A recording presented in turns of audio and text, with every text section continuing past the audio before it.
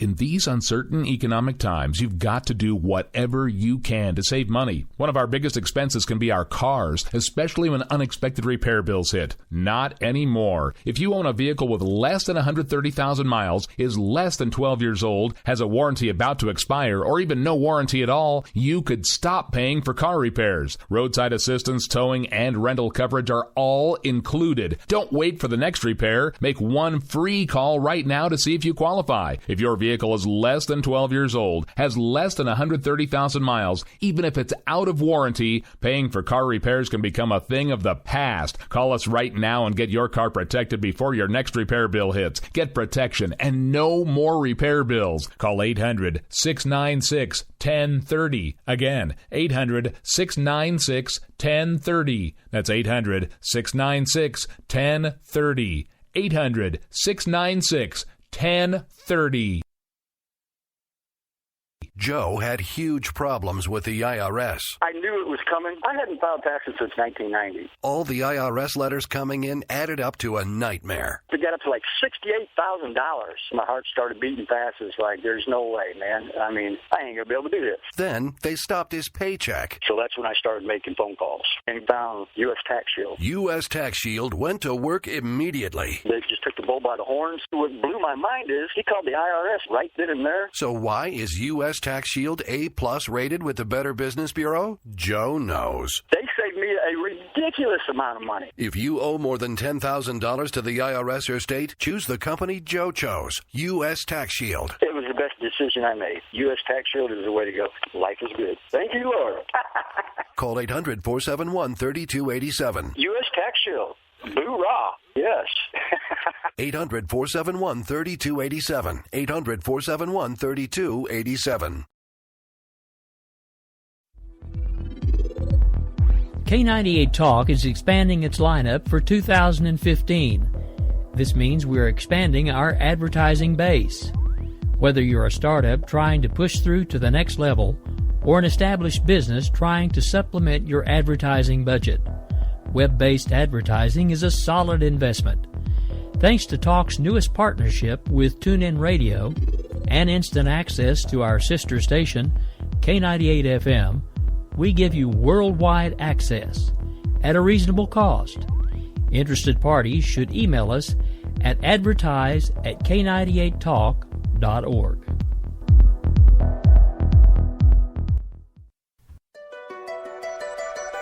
The leader in talk radio on the Internet, right here on K98 Talk and the Spark Radio Network.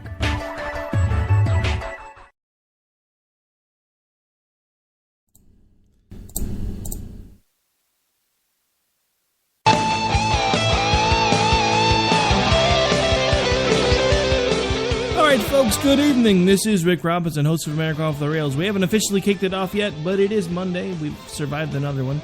Now on to Tuesday, and how quickly can we get to Friday? I only say this because it seems like 5 minutes ago I was just signing off for the weekend. Just throwing that out there. All right, so when we come back, we will have Belle River with us for the hour. The host of For Whom the Bell Tolls will be joining me for the entirety of the hour. We will be discussing and dissecting the Obama speech that he made last night, and then we will also discuss probably a recurring segment for a while, and the new phenomenon that seems to be, well, I'm coining it as the Trump effect, but it's conservatives that seem at this point to be beginning to eat their own. But we'll talk about that more when we get back.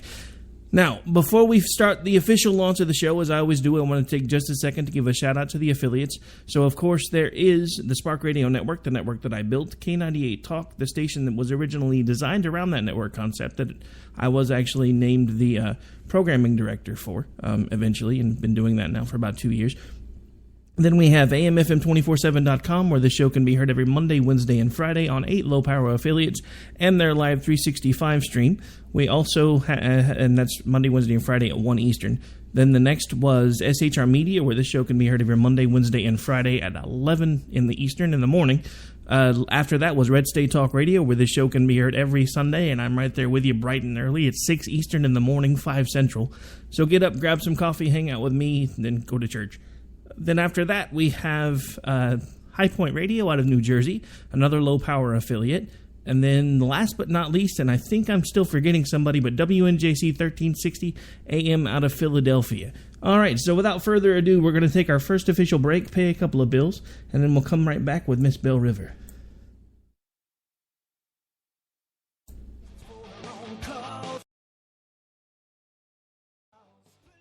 All right, folks, this is Rick Robinson with you. I want to tell you about some friends of mine from a company called Security Enforcement Specialists. When I ran my security agency for 12 years, I worked with one of these partners on a daily basis. He's been involved in this agency now, and with his other partner, they do have over 30 years of experience in the private security industry.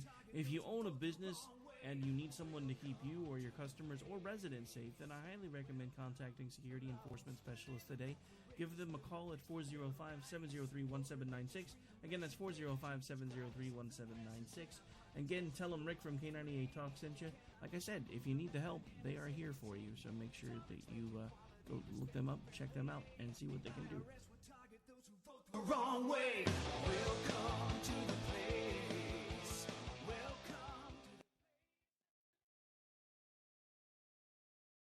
We will never fully understand what we've asked of our military service members or their families, asking them to put themselves in harm's way, to endure it all.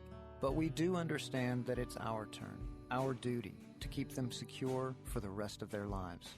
Wounded Warrior Project long-term support programs help our most severely ill or injured veterans live independently, at no cost, for life, so that they might stand at ease. Join us at findwwp.org.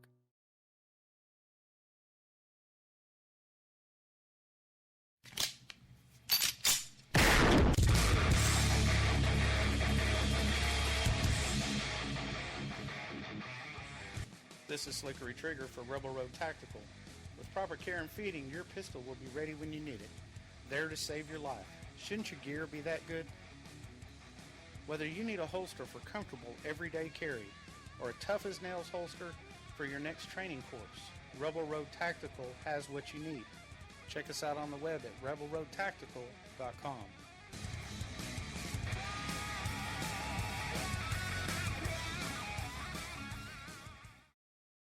We will keep this promise to the American people.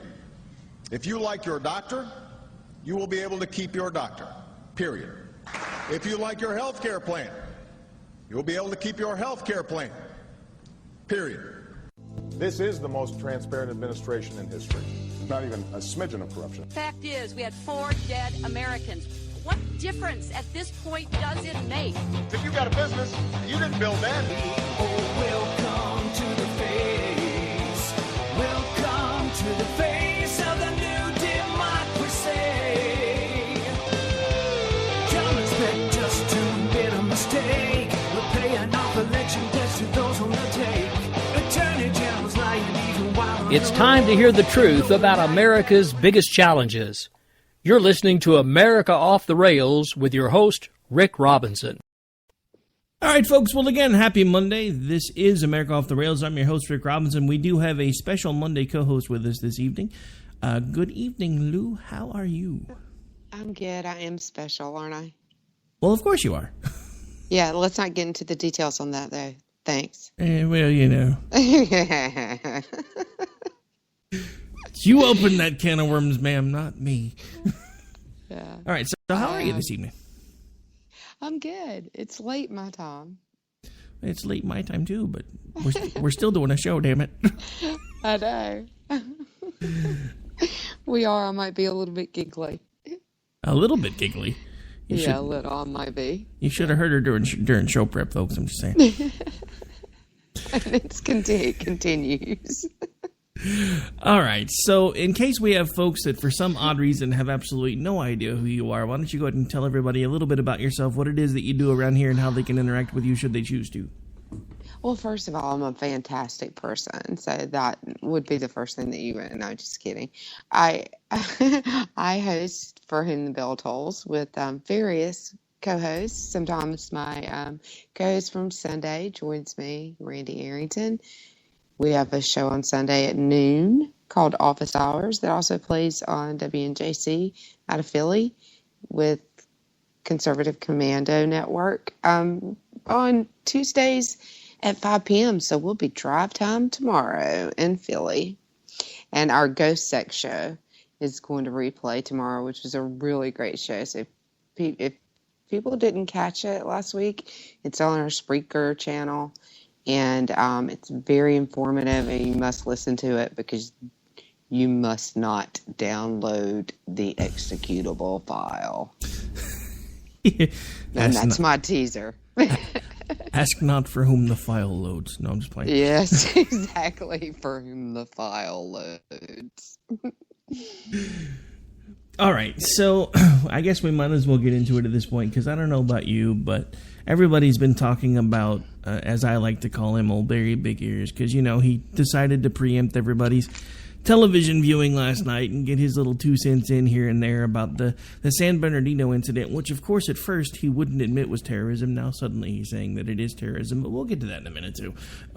But, you know, I guess my biggest thing with it, the thing that stood out to me, is he talked longer about Trayvon Martin than he did 14 people being massacred at a holiday party. Or as he likes to call it, a holiday party, but let's call it what it is. It was a Christmas party. Because that was one of the things that the media swore up and down was probably a trigger, because they called it a Christmas party, and this guy was Muslim. Just saying. That's pretty ridiculous. If, you know, the word Ramadan doesn't trigger me, then Christmas should not trigger anyone. Okay, so just for the record, speak for yourself, because every time I hear Barry talk about a Ramadan dinner in the White House, I'm officially triggered. I'm just saying. No, I'm not triggered by they don't scare me. I'm not bothered by their holidays. Why would I be? I think that's just, I'm not saying that you're silly, Rick, because I know you're being sarcastic, but that's silly.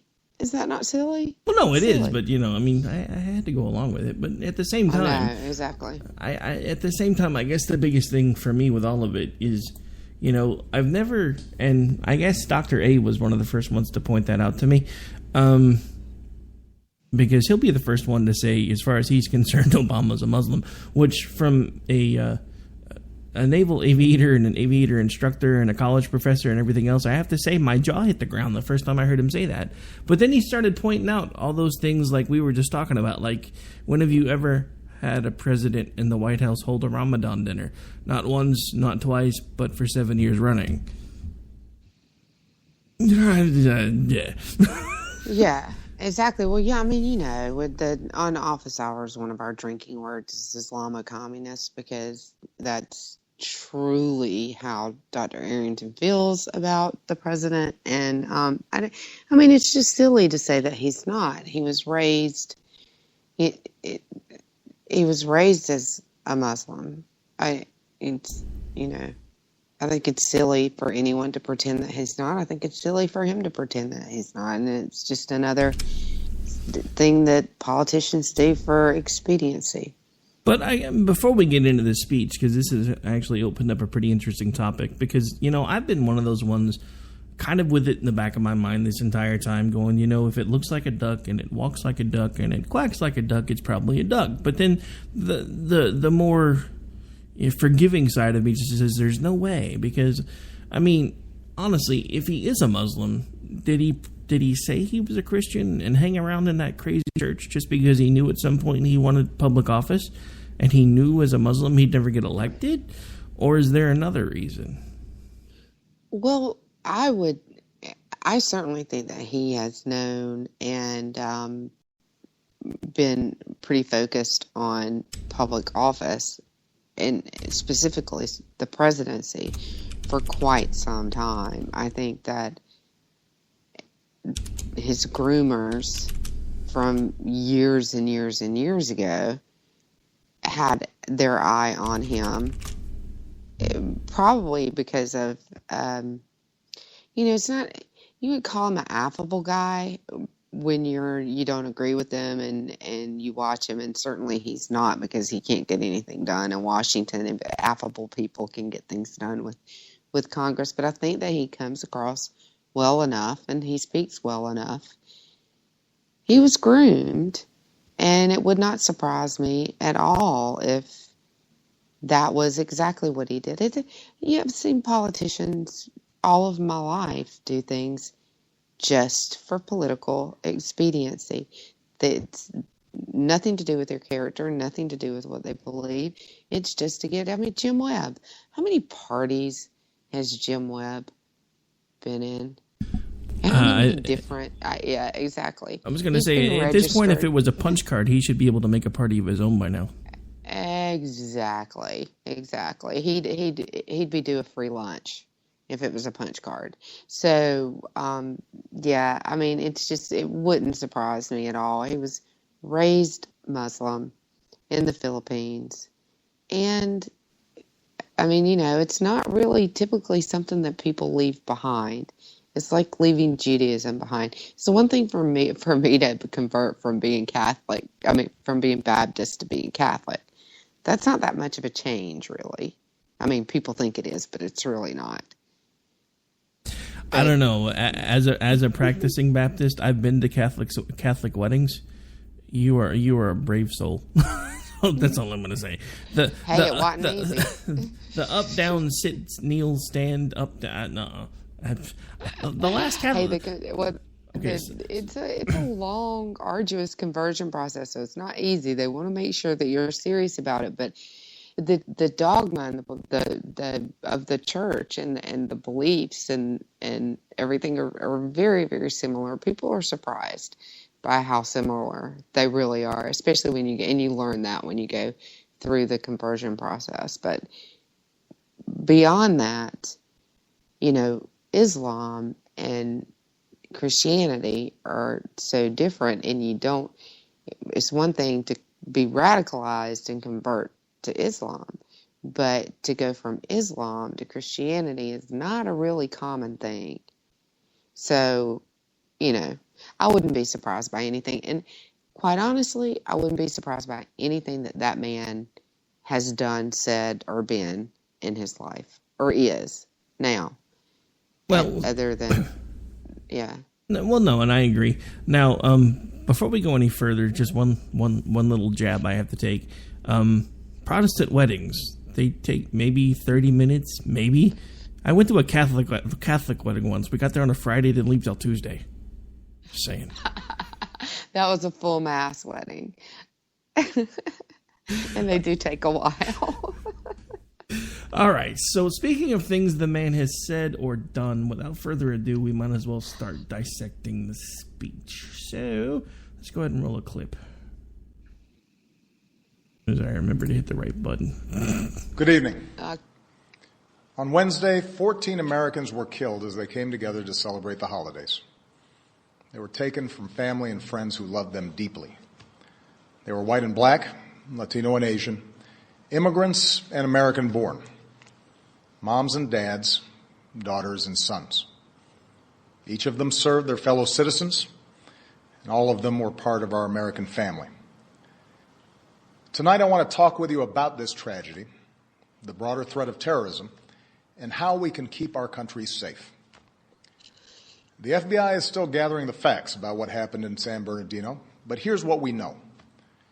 The victims were brutally murdered and injured by one of their co-workers and his wife. So far, we have no evidence that the killers were directed by a terrorist organization overseas or that they were part of a broader conspiracy here at home. But it is clear that the two of them had gone down the dark path of radicalization, embracing a perverted interpretation of Islam that calls for war against America and the West. They had stockpiled assault weapons, ammunition, and pipe bombs. So this was an act of terrorism designed to kill innocent people. Our nation has been at war with terrorists since Al-Qaeda killed nearly 3,000 Americans on 9/11. Okay, so that's basically the first, about a minute and 25 seconds. I was already trying to keep my ears from bleeding that far in when I watched it originally. Yeah, historical inaccuracies, factual inaccuracies. We have been at war with Islamic terrorism much longer than 9/11. I have no idea what he's talking about. I guess the American embassies in Kenya and Tanzania were never bombed. Oh well, maybe. well, I guess that the embassy and those Marines were never killed in Lebanon at the embassy. The man lives in his own freaking world. Well, let's not forget, you can roll it back even further than that. There are actually references to what were in that day and age referred to as Mussulman by people like, I believe, Thomas Jefferson actually mentioned them. So, I mean, it's not like this is a new thing.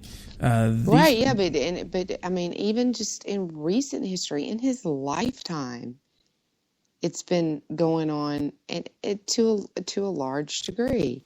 And our founding fathers did refer to it, and there was a really good reason for it, because historically they were much closer to the Ottoman Empire than we are, and they understood very well how they operate. It's no different. And it's why they still hate France to this day, because France stopped there. I mean, believe it or not, the Franks were the ones that stopped the movement of the Ottoman Empire, and they still hold a grudge against France for that. Well, I can believe it, because at this point, France seems like they're showing a little bit more backbone than we are, as sad as that is to say.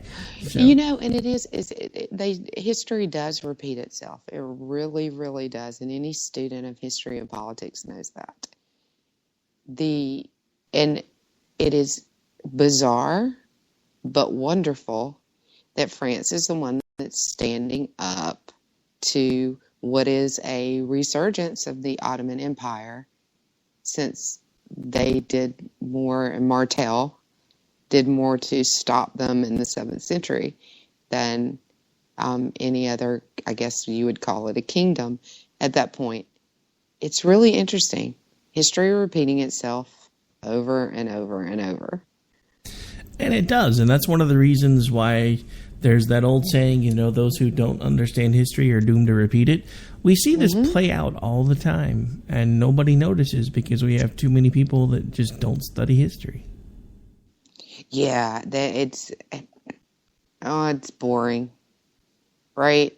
I had a political science professor who loved to make fun of the history majors that would in our classes, because all they would do is, they would memorize the date, and he would ask for an analysis, and, then a history major would answer the question, and all right, and he would say, okay, thanks for the date that it happened, and he'd look at one of the political science majors and says, can you give me an analysis on it? So, but people don't study history, and it's not just that they don't study it, it's that they don't understand it, that they don't think about the implications of it, and the cultural implications of it. And that's what we're talking about here, is cultural, historical implications. And we watched it even in the Clinton administration play out in Eastern Europe. It's not a little thing, especially it gets lost in America because of the melting pot factor, or the melting pot effect, and the fact that being American is a state of mind and not a state of culture, religion, and ethnicity. Everywhere else in the world, that is not true. No, you're exactly right. And I think that's one of the things that we've kind of lost track of over time is, the fact that we are different than pretty much everywhere else in the world. And thanks to this particular president, I don't think he likes the fact that we're different than pretty much everywhere else in the world. Speaking of which, we might as well play clip number 2 now, just so I can see if I can get my ears to start bleeding again. Yeah. Our nation has been at war with terrorists since Al-Qaeda killed nearly 3,000 Americans on 9/11. In the process, we've hardened our defenses, from airports to financial centers to other critical infrastructure. Intelligence and law enforcement agencies have disrupted countless plots here and overseas and worked around the clock to keep us safe. Countless, but they've missed 7. Military and counterterrorism professionals have relentlessly pursued terrorist networks overseas, disrupting safe havens in several different countries, killing Osama bin Laden and decimating al-Qaeda's leadership. Over the last few years, however, the terrorist threat has evolved into a new phase. As we've become better at preventing complex, multifaceted attacks like 9/11, terrorists turn to less complicated acts of violence like the mass shootings that are all too common in our society. It is this type of attack that we saw at Fort Hood in 2009, in Chattanooga I thought that earlier was this workplace year, violence. and now in San Bernardino. And Not as anymore, groups I like guess. ISIL grew stronger amidst the chaos of war in Iraq and then Syria, and as the internet erases the distance between countries, we see growing efforts by terrorists to poison the minds of people like the Boston Marathon bombers and the San Bernardino killers. So wait, hang on. That last bit right there, he basically, in the first part, says, they got no real promptings or orders from anybody, from Al-Qaeda or any other terrorist groups. And yet at the very end of this clip, he talks about how the terrorists were using the internet to poison the minds of those that are now acting out on their wishes. So I'm confused. Which one is it? Are they following instructions or not following instructions? I don't want to give away my Thursday night show too much, but this is pure spin. It is a communications phenomenon. So there's two ways to do PR: truth and transparency, or spin it the way you want it to be perceived. So I'm going to take a stab and say truth. this isn't the truth and transparency approach. No, this is not the truth and transparency approach. It's how can we fit the facts, or our version of the facts, into a narrative that we want people to believe. And anyone who understands the fact, this is why it makes your ears bleed. You listen to that, he contradicts himself several times, just like you said. He puts the blame, the accountability that is really on him, he puts on the terrorists themselves. Well, the terrorists are going to, and always have, always will, find a way around whatever you're doing. It's your job to keep up with them. He hasn't tried to do that. He's had no interest in doing that. For instance, on last Thursday's night show that's going to replay on WNJC, we talked about how 80% of the ISIS recruiting is done online through radicalization. And their approach to that is to leave the sites and the Twitter accounts and everything. They want to leave them up. They are a little bit annoyed with Anonymous because of their fight against ISIS, because they're bringing the sites down, and they want them left up because they believe that they can monitor them and gather intelligence. In the end, 20 Westerners a day are radicalized by those sites and by that online presence, whereas maybe 2 arrests are made a month. I don't see the percentages in that. There's no ROI in that. I was going to say a cost-benefit analysis of that. No. And that was the point that we made on Thursday night. It doesn't make any sense at all. Well, I mean, none of this makes any sense. I mean, no, none of it makes any sense. And the accountability is all on him. We're not even 4 minutes in. He's already contradicted himself at least 6 times. You know the thing that he likes to point out, about how much things have changed in Afghanistan and Iraq, but he never mentions why they changed. It's because he pulled everybody out. If he would have stuck with it until it was done, which we're never allowed to do anymore, and I've talked about that before, but I think a lot of the reasons why we never win wars anymore, and we haven't. Uh-oh. Did I lose you? I think I lost the bell. Give us 1 moment. We're going to go ahead and take a quick break while I figure out what happened with the Skype connection, and then we'll see if we can get her back on the air. So bear with me for just 1 second here. I thought I lost everything, but it just appears to be her. Maybe she didn't like me cutting her off.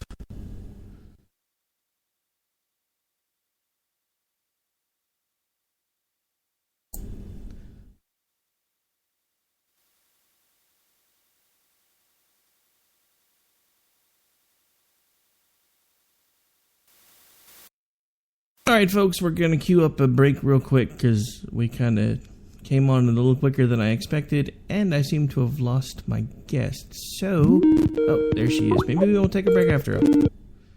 Hey, there you are. Hey, here I am. What happened? I don't know. I have no idea. Are we still live? Yep, we are. Okay. I was actually I'll just level about to on roll a radio. break, but it hadn't queued, so, but that'll be all right.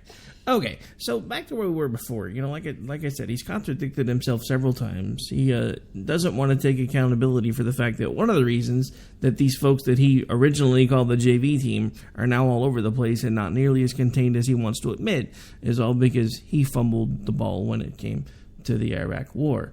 I mean, there's no other way to put it.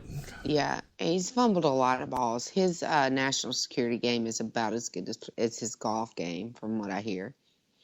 Because they say he's a horrible golfer. So, well, and he's probably the worst commander-in-chief that we've ever had. See, that's another thing that you should really stop and think about. If he's that bad of a golfer, with as much time as he goes to play golf, I mean, you know, the more you do something, the more you're supposed to actually get better at it. So if he's spending that many hours swinging a golf club and still can't even make a par, I'm thinking there's a problem. Well, you know, they've always called him No Drama Obama. And my husband is from New Jersey. So he automatically thinks that means you don't care. Sometimes I just think that he just doesn't care. All right, so we've actually burned up a lot more time with this part of the discussion than I thought we were, so we're going to skip ahead a little bit, play a couple of the shorter clips just because they made me giggle. So, you know, I put some work into them, so we got to use them. But anyway, so here is one that I put together that I thought kind of outlined how I feel about his entire speech. So here you go. As Commander-in-Chief, I have no greater responsibility than the security of the American people. You're a stupid dumbass.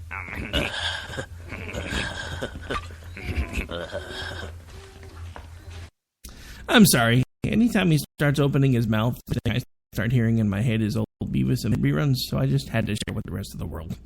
Just saying. Yeah, no, I hear ya. I think Beavis when I hear him a lot too, especially during the Q&A, because sometimes he just stumbles over his Q&A, and his fallback position is always blame Fox. Pretty much, blame Fox, not my fault. Next question. Yeah, exactly. I don't know. It was Fox News. You know, I mean, whatever. Fox News. Not all Muslims are bad. Fox News. Islam not evil. Next question. That's sad. Exactly. And I think that was the frustration, I think, with anyone who watched that speech, is that he spent more time talking about Islam, and it wasn't evil, and, you know, all Muslims aren't bad, and like you said, Trayvon Martin, and gun control, which was the only thing that he got passionate about, which has absolutely nothing to do with this. Yeah, because gun control will still take care of the pipe bomb thing. Well, and not just that, but it's not going to do, gun control is not going to do a thing to help radicalization, radical Islam, Islamic terrorist, or any other type of terrorist. It's not going to do any good. So I can hear liberal heads exploding now. So let's just point out the obvious. If gun control was such a great thing and was going to do as it was promised to do, this incident should have never occurred, because it was in California, where they have pretty much every single gun control initiative the president wants for the rest of the country. And yet it still happened. And isn't that a great point? Not just the most gun violence, but the most terrorism, mass shootings, they happen in places with the tightest gun control. They happen in gun-free zones. I saw a great meme on Twitter today. Make America safer, ban gun-free zones. It was a great meme. But it's true.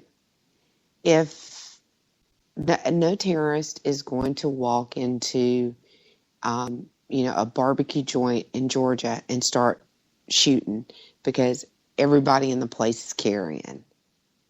So, you bring up an interesting point, and then we really do have to take a break, and then we'll come back and talk about the other topic after I get one last shot in Blunderer in Chief on the way out the door. Please do. Very big ears. But, yeah, so, the millennials have this new movement called Free the Nipple, because they're all about equal rights, and they think that women's nipples should be uncovered. That's not an argument I want to have today one way or the other, because there are certain people, whether they're male or female, me included, that I don't think their nipples should ever be free if they're anywhere outside of their home.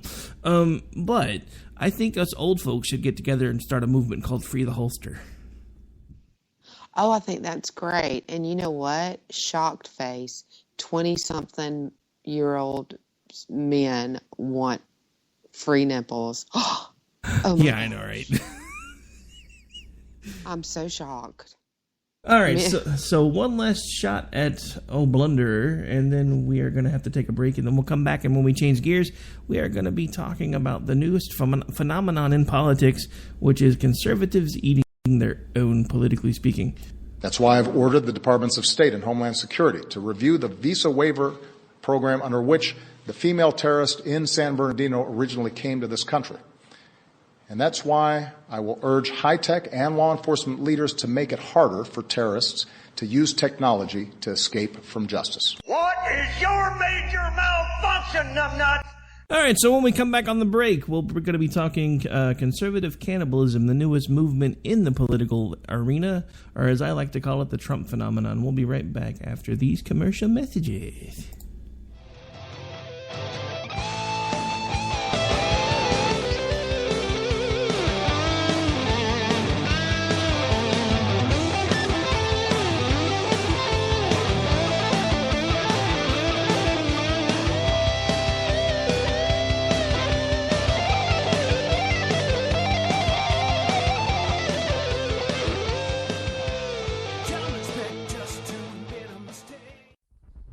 A show that will change internet radio as you know it. Okay, so let's talk about the story, which I think is hilarious. I'm just going to refer to it as the poop plane, because, what else are you going to call it? But there was this plane, okay? It took off. It's the British Airways. They were going to Dubai. I have a hard time pronouncing that one. It was British Airways? It wasn't Jet. It wasn't Jet Poo? It wasn't. Couldn't resist. I'm sorry. I like it. This story, if we've ever had a story that is up our alley, it's this one. It's bathroom humor up from front to back of the airplane, apparently. They had to turn around to go back to Heathrow because they said the smelly poo in the toilet became unbearable for passengers, and it was so bad. They decided it's so bad that they had to turn around and go back rather than continue their flight. They decided that there wasn't enough Febreze, there wasn't enough anything to handle this. Maybe they should see a doctor. Is there a GoFundMe for this guy? It must be a woman, because a woman's going to be mortified and embarrassed. If this is a guy, you know that he's out there on Twitter and everything else saying, dude, I took down an airplane with how bad that I laid it down. There was an old woman who flew on jet poo. She ate so many burritos she didn't know what to do.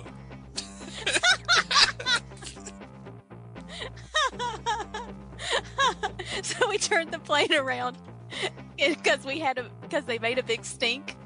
We've just made it into a haiku at the end, but there had to be something. Real Serious Nonsense, Mondays, 9 p.m. Eastern Time, now on K98 Talk. Our military service members volunteer to protect us in the most dangerous places around the world. They step up, And when they are severely ill or injured, returning to their families is only the beginning of their long road home. Beyond all the hospitals and doctors and surgeries they need just to survive, they also deserve whatever they need to truly live. All the in-home care and day-to-day help they need to live independently, on their own terms. Wounded Warrior Project long-term support programs were established to provide these brave men and women whatever they need to continue their fight for independence, at no cost, for life. So many of them need us, and it's time for a grateful nation to step up. Find out how you can do your part at findwwp.org.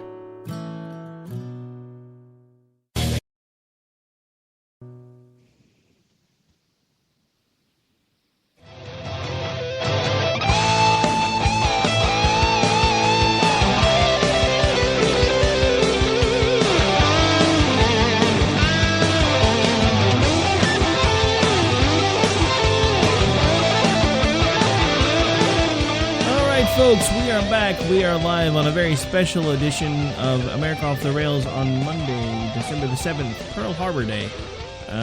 Just in case anybody forgot, this is the day that the Japanese basically sucker punched us, and then that drew us into World War II, which I'm afraid it. I'm not even going to say it because I don't want it to come true. But let's never mind.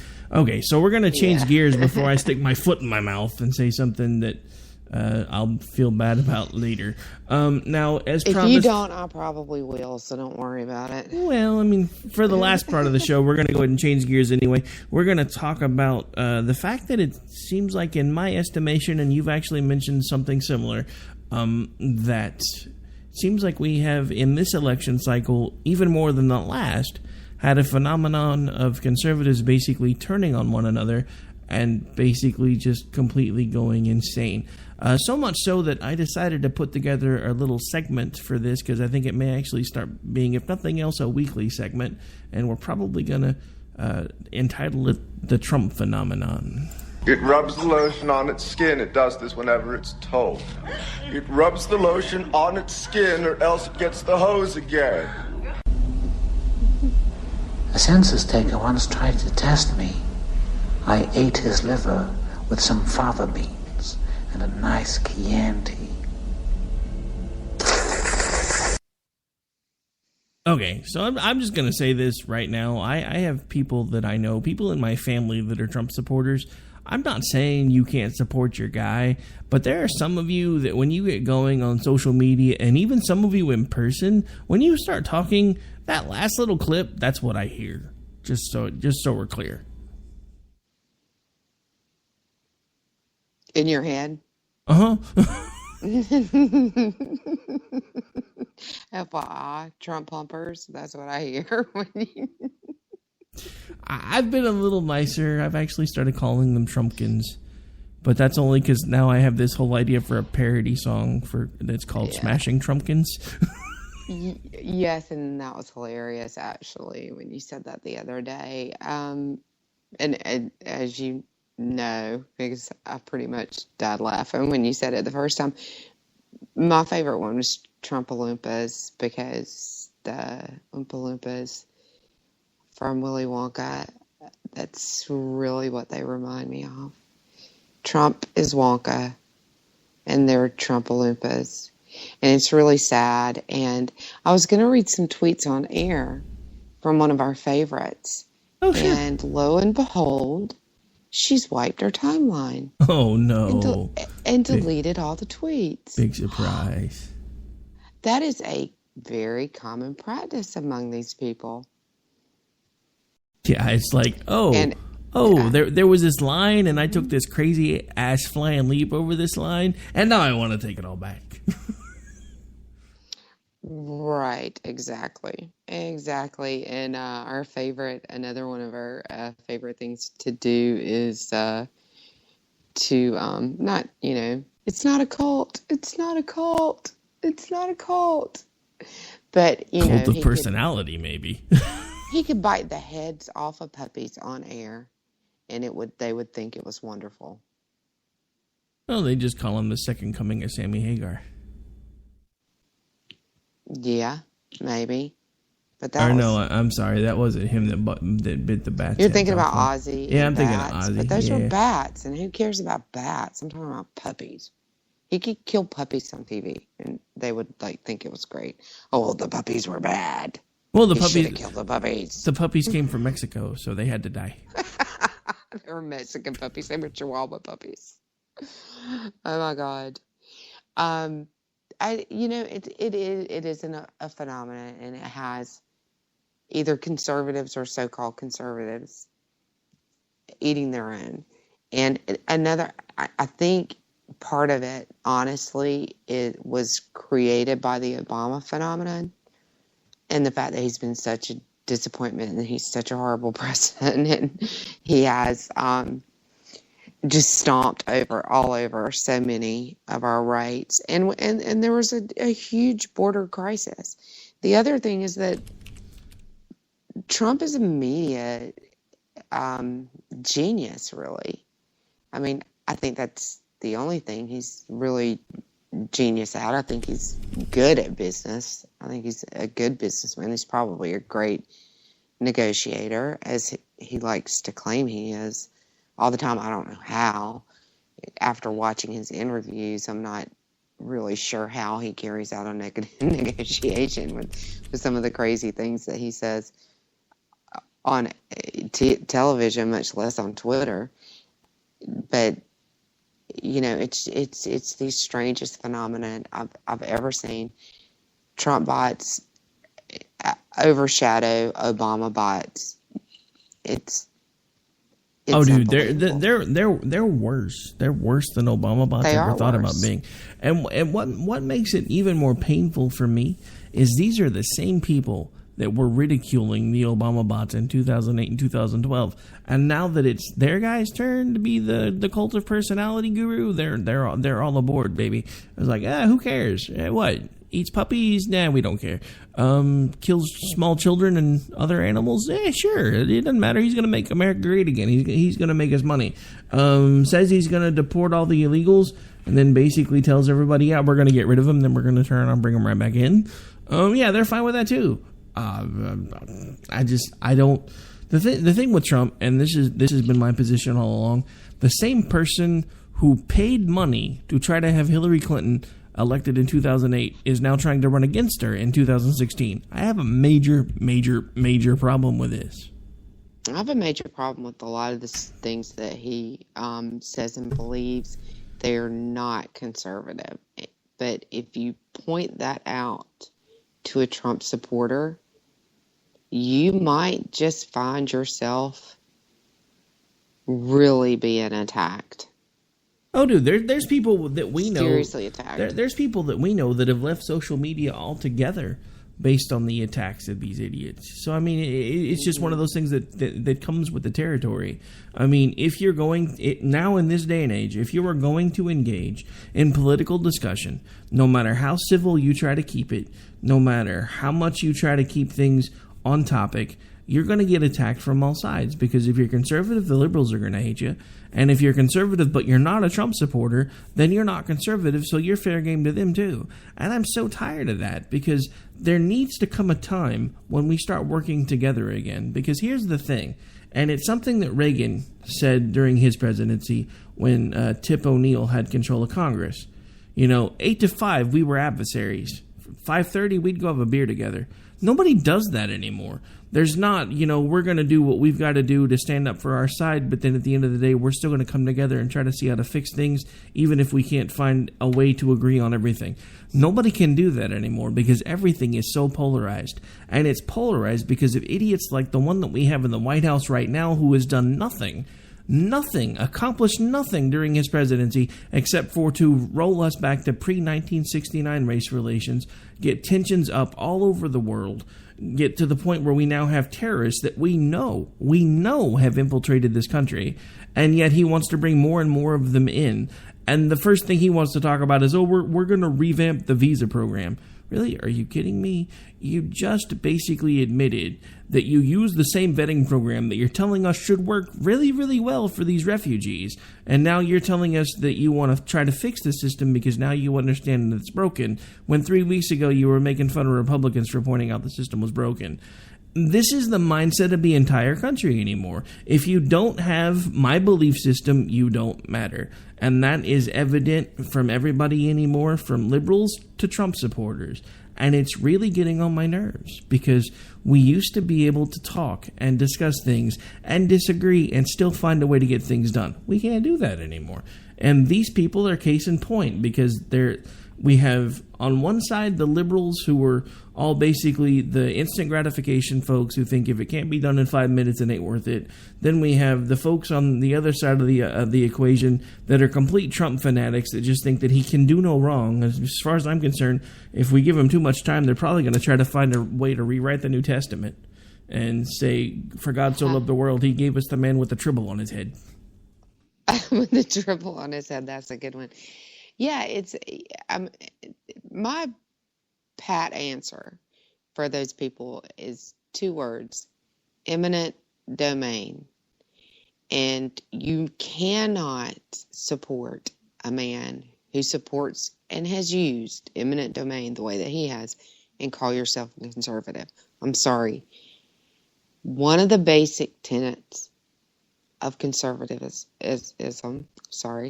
is property rights.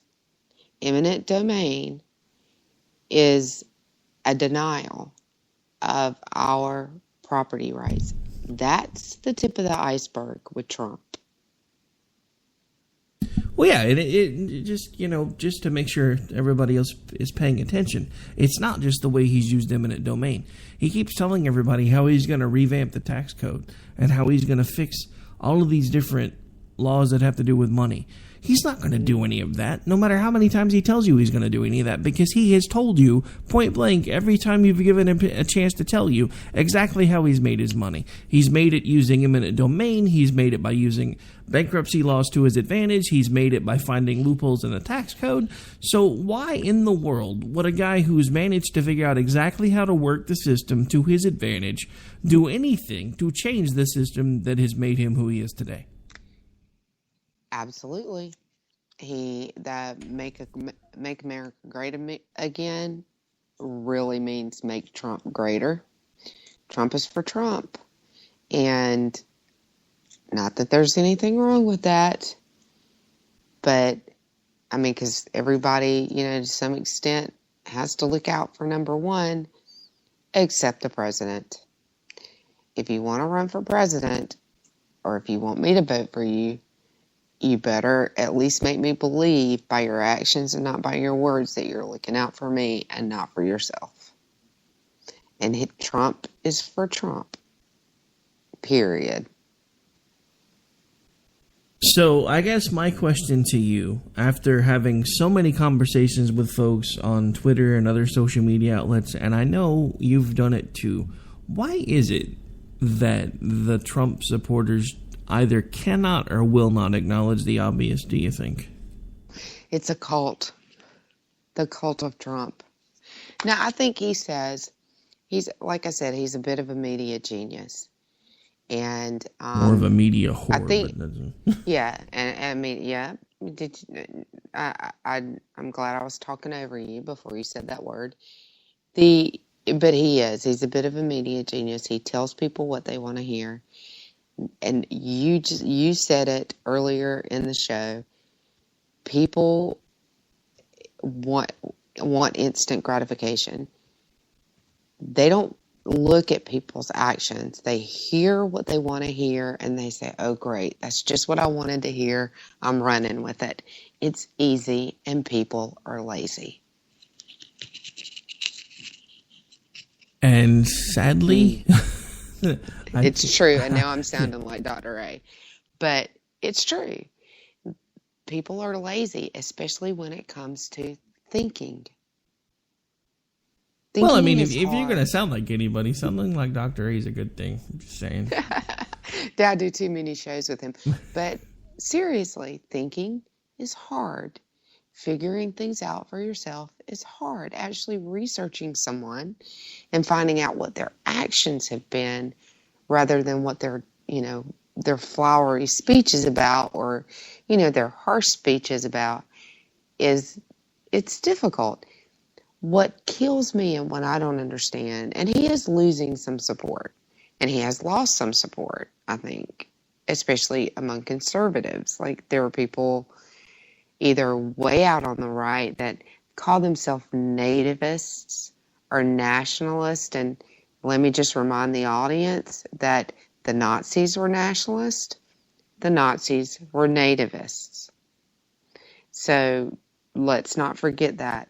And then, so these are a lot of the people that we're talking about, that's the camp that they're in. So there's a Nazi mindset. I'm not calling them Nazis. I'm not saying they're Nazis or that they'd ever do anything that vile. Sieg Heil! Oh, sorry. I know, exactly. But there's that mindset of us versus them. And that's a comfortable place for a lot of people to be because, we all have siblings, and unfortunately, it's a very comfortable place for people. And us versus them approach is comfortable. And that's what he's setting up, is this us versus them. But he's smart. He knows, or he believes that that's how he'll win. And so we've had one narcissistic divider for 7 years, and look at where we are. Do we really want another narcissistic divider in the White House? I say no. What kills me is that he says things like, we're going to deport everybody, we're going to create a database of Muslims, we're going to do this, that, and the other thing. Well, those two things alone is enough for me to think you're not only not conservative, I think you're some kind of communist, or so you want to be a dictator, because that is crazy. That's Nazism right there. So since we're down to the last couple of minutes, can I go ahead and give you my tinfoil hat thought that I've had? Are we? Rumbling wow, that around, was quick. rumbling around in my brain for a while now. I don't think I've shared this with you. Other folks that have listened before have heard me say it recently. But two things. One, I have a very bad feeling that this recent incident in San Bernardino will probably be the catalyst that will not only wind up giving Trump the nomination, he will likely wind up getting the White House. Lord, please tell me I'm wrong. But I have a really bad feeling. My thought with that, if this happens, because remember how we talk about history repeating itself and sometimes there are odd parallels? I think that we could be witnessing the beginning stages of World War III. I also think that if Trump is given the presidency, we will be playing the role of Nazi Germany in World War III, except we will be rounding up, targeting, and killing every single Muslim we can find, based on just what he said about putting together a database. Right. I think that bothered me a lot, and I want to be safe, but we've had presidents that managed to keep us very safe without collecting databases of people, and we've fought like crazy to get rid of the metadata collection from the NSA that the NSA was doing, and thankfully it expired the other day. And now conservatives are supporting a man that wants to create a database of Muslims. And it goes back to that old saying, they came for your neighbor, you didn't say anything. They came for your family, you didn't say anything. And when they came for you, there was no one left to say anything. Pretty much. I mean, because look, we can talk all the rhetoric about Islamic extremists we want, and I'll be the first one right there with you that says that that's not something that we need in this country. But the simple fact of the matter is there's not an easy way to tell who is and is not an extremist, and I'm not comfortable with rounding up an entire population of folks and shoving them in ovens. That's happened once before. It's not going to happen again. Not if I can help it. I'm not a fan of rounding up people at all, because it ends up with shoving them in ovens or with some sort of abuse, and it's kind of violates the Fourth Amendment. You think? A little bit. A little, yeah. Well, yeah, you know. So, and I'm nothing if not a constitutionalist. So, you know, you can mess with a lot of things, and I will be able to live with it. But mess with the Constitution, that's my line in the sand. Yeah, you know, and I don't care who you are. I don't care if you're a Republican. And you know me, I'm an independent anyway. But I don't care if you're a Republican, Democrat, or, you know, Democrat socialist like Bernie. Mess with the Constitution, and the bell's going to turn into the winch. See, I don't know how you could be a Democratic socialist and not mess with the Constitution, though. Yeah, that's a really good point. But yeah, you know, speaking of the Fourth Amendment, there was a clip that we didn't have a chance to play, which was one of the segments towards the middle of the speech, where he started outlining some of the things that we needed to do at home, which also talked about some databases and a few other ideas that he had. And the first thing that started screaming in my head was Fourth Amendment violation. That violates the Fourth Amendment. That violates the Fourth Amendment. But, you know, I mean, Obama was only a constitutional scholar and an adjunct professor, right, exactly. Well, one thing that constitutional scholars can do is find ways around the Constitution. So you can take that, you can approach that two different ways. So you can be Ted Cruz and protect the Constitution, or you can be Barack Obama and try to tear it down. But this week, they have attacked our First Amendment rights, our Second Amendment rights, and our Fourth Amendment rights all in 1 week at the presidential level. And that is disturbing to me. That's where the bell turns into the winch. All right, well, we are officially out of time. As a matter of fact, we're officially over. I guess it's a good thing there's not anybody coming on behind us. Why don't you go ahead and remind folks again, just in case, who you are and where they can interact with you should they choose to do so. Then we really got to get out of here. K98, Thursday night at 8 p.m., noon on Sunday, and WNJC out of Philly at 5 p.m. tomorrow. We're replaying the Ghost Sex show. It's a great show. They loved it, so it must be pretty good. All right, well, it's been my pleasure having you sit in with me tonight. Anytime you want to come back, just let me know. It's been fun. I'll do it anytime, Rick. All right, well, that is going to do it for this particular episode of America Off the Rails, folks. I am your host, Rick Robinson. I'll be back with you live tomorrow night.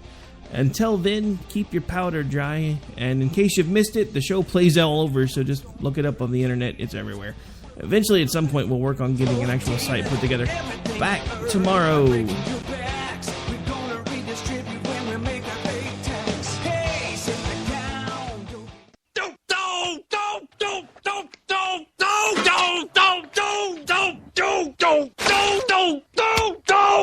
Screw you guys.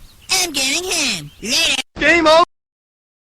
When our water heater broke down last month, it was a nightmare. It took 5 hours for the plumber to show up, and he charged us a couple of $100 just to come out. And then it cost another $1,800 to put in the new water heater. By the time it was all said and done, I felt like I'd been taken. But what else could I do? The smartest thing you can do is get a home warranty from American Residential Warranty. Their home warranties pay to repair or replace all your major appliances when they break, and they will break, and at the worst possible time. Call American Residential Warranty right now for free information on home warranties starting at just pennies a day. Don't wait for your refrigerator to stop running or your ceiling fans to stop turning. Call American Residential Warranty right now. Ask how you can save up to 50% on washer and dryer coverage. Just call 1-800-513-6154. That's 1-800-513-6154. Again, 1-800-513-6154. Call now.